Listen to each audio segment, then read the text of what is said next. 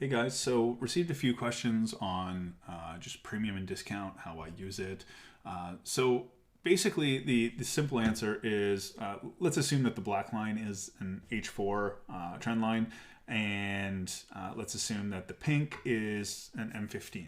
So the bottom line with like premium and discount is you have to remember that it is relevant on the time frame that you're building your trade idea around. And what I mean by this, and the simplest way that I can sort of explain this is, let's say that this is the structural leg that's put in and that nothing sort of past this level right here exists, right? So now we hit the higher time frame demand, we get the change of character, right? So now if we want to trade this pro trend, pro order flow with the H4 intention, and keep in mind that like this change of character has now just happened, well, now we're not going to be looking for sells until we essentially hit the premium of the leg, right? Now the idea is that if we have built up liquidity, like we're going to be taking sells here, we're going to be taking sells here, but once we start to realize that obviously we can't break structural lows, we're going to be looking for this higher time frame sweep into this sort of leg. So in a perfect world, and again, you can either assume that this is the overall 4-hour trend like this,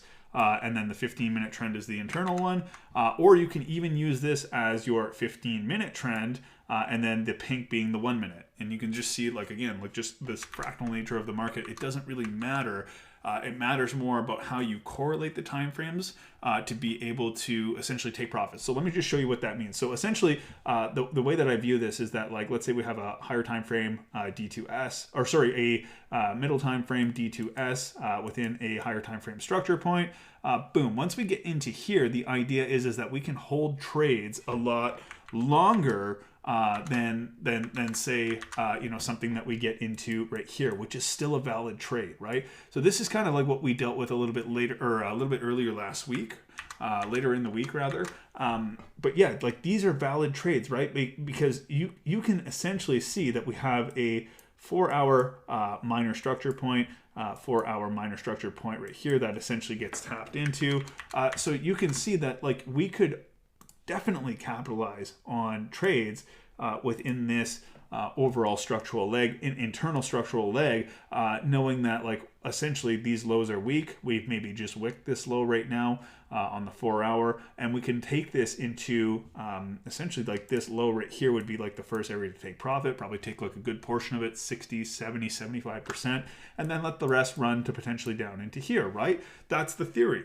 And then on the flip side of things is, like I said, if we sort of come back up into here, we create liquidity to take, and then we essentially jump into this premium of this leg. You can see that we're in the premium of the leg in the upper quadrant. Now what you can see is like, okay, well, ultimately now I can start using this. So once we see that we've mitigated, we've shifted order flow, let me just pull this over to here, and now you can essentially do the same thing on the 15, right? And say like the relevant structure that we're basically trying to trade around is this guy like this, right? So if we can now look at the premium of this premium leg, we can now look for our supply zone sort of sitting within here, if that makes sense.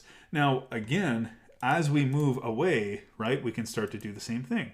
We can start to look for the same sort of steps, right? Coming up into the upper half of the leg, same thing coming down here, and so forth, right? So you'll notice though, the deeper we get into price, the more conservative your profit taking needs to be. So let me show you an example of that. Like I said over here, like let's say we get involved, something off of here, we induce these highs, we get involved here. We can't necessarily swing all the way down for here. You can leave a partial runner to come up here, but here's the thing is like ideally we're going to want to be closing our full profits here no matter what.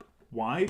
Well, because if we have an unmitigated structural level that sits up here, we're risking the fact, basically closing a lot of this position out at break even, given the fact that it's actually just on the cusp of the premium of the leg when we have an unmitigated flip zone. So you can see the power of it. It really, the deeper we get in the leg, and I think this is like the easiest way to sort of put it, is the deeper we get into a structural leg, obviously the less profit that's available. So don't swing for the fences. Don't be scared to take profits more aggressively.